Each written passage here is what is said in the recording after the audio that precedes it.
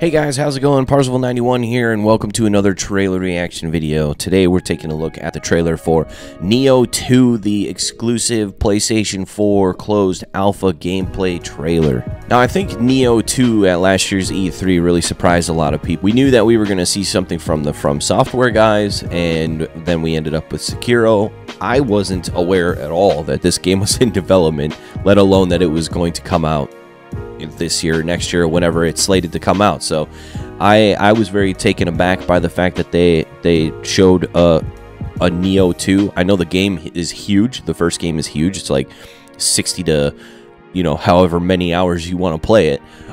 So I was surprised to see that this one was in development and it was already so far along. Now, personally, I haven't really been keeping up with the development or the trailers for this game. I saw the E3 trailer from last year. I'm not sure if they've had trailers since then, but this will be the first trailer since E3 that I see for Nioh 2. Let's take a look at the PlayStation 4 closed alpha gameplay trailer.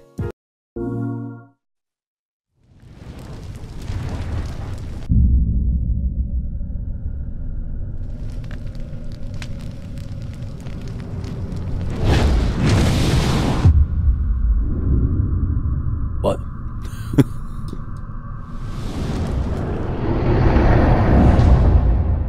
Is that it? Oh, okay. Shit. I thought that was it. I was gonna be so sad. Oh yeah, this looks like Nioh. These dual-wielding axes? That's pretty sick.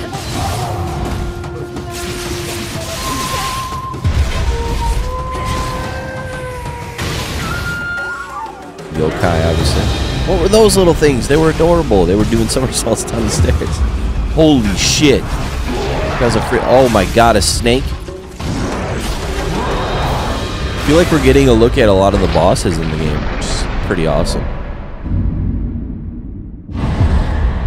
Unleash your darkness. What? Did he just become a yokai?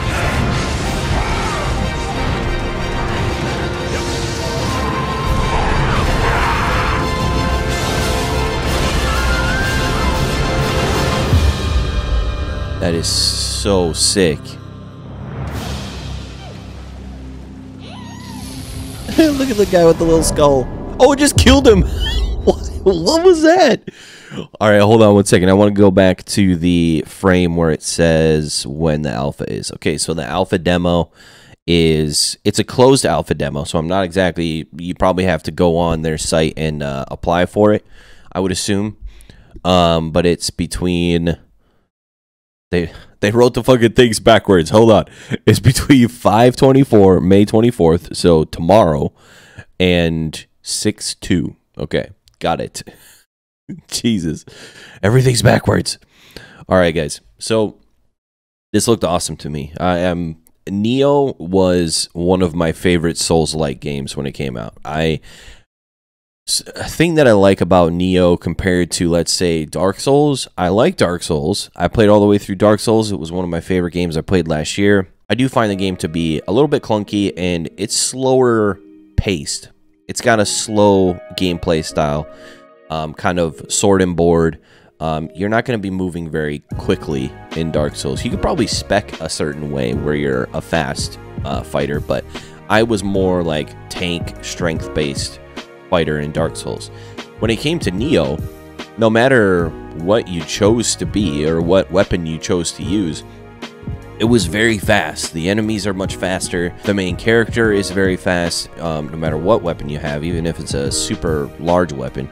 And that sort of fast gameplay mechanic, to me, is just a bit more appealing. That's why I like Bloodborne a lot, too, is because it feels a lot faster than Dark Souls.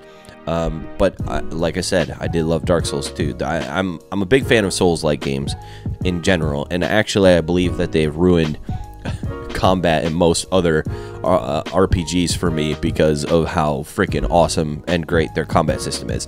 Now, another thing that appealed to me about Nioh compared to Dark Souls' story is very hidden.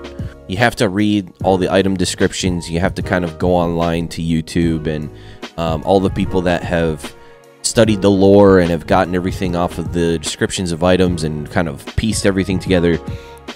to be able to kind of pull together the story and what's actually happening. They don't actually tell it to you, you know, through like cutscenes and stuff like that. And Nioh was very different. Nioh has a story and they tell it to you through cutscenes. There are side characters and people that you talk to and encounter, and that was really awesome. Sekiro does that now too, where you have more of a story that is told to you and not a story that you have to find yourself. And I know there's some people that really like the lore element of Dark Souls and don't want the story completely told to them. But I'm a person who likes to have the cinematic story feel in a video game, so I like the cutscenes and stuff. I like to see that. I like it told to me. So something different about Nioh 2 from the first game is that the game is going to have character creation, where in the first game you played one character. You played a main character. You couldn't really change much about him. And this time around, there's a whole character creation menu, but you also will have yokai powers. And the yokai are like the ghosts, basically. And you're going to be able to use those powers in fights, like we kind of saw partway through. It was like unleash your darkness, and then he grew horns and he became like this crazy yokai looking dude. So that's going to be awesome. Those two elements I feel like will be really cool. One thing that I like about character creation is the fact that you can make them look the way you want and you feel a bit more transported into the game. You can better identify with your character because you created him and he's kind of like the embodiment of you or what you would want to be in the world, instead of playing an already written, designed character that you're kind of watching progress through the game. You feel like you're more in the game, playing the game. That's a lot of what people think about that specific subject, but for me, I like it both ways. I like a more scripted game that has characters already that are established, that are written, that have their own personalities. But I also like in RPGs to be able to create my own character. And the only problem I see with character creation, sometimes they forego the voice acting and the character interactions with the main character when they have you create the character, because they think that it's more immersive to not give the character a voice, that you can better transplant yourself into that character if there's not like a voice that you didn't choose or whatever. I don't think that's true, but so I hope they don't do that. I hope the character still has a voice and, you know, interacts with all the other characters in the game. I think I saw a comment talking about Nioh 2 and what they were hoping for in Nioh 2, and I think everyone's pretty certain that the gameplay, the combat, and everything about the gameplay of the game is going to be fine. I mean, if they copy and pasted Nioh 1 to Nioh 2 gameplay-wise, I think you wouldn't have any naysayers. But I like the addition of the yokai stuff. I think that will be very cool, a very cool change from the first game. But what's the story going to be like in the second game? Because, like I said, I haven't watched any trailers from E3 till now, and I feel like this one was very much, let's show you kind of what you'll experience maybe in the alpha, and then maybe some bosses that are in the game. But there was a lot of gameplay in this trailer. Obviously, it's a gameplay trailer, which is good. I love seeing gameplay, especially for games like these where the story is maybe less prevalent.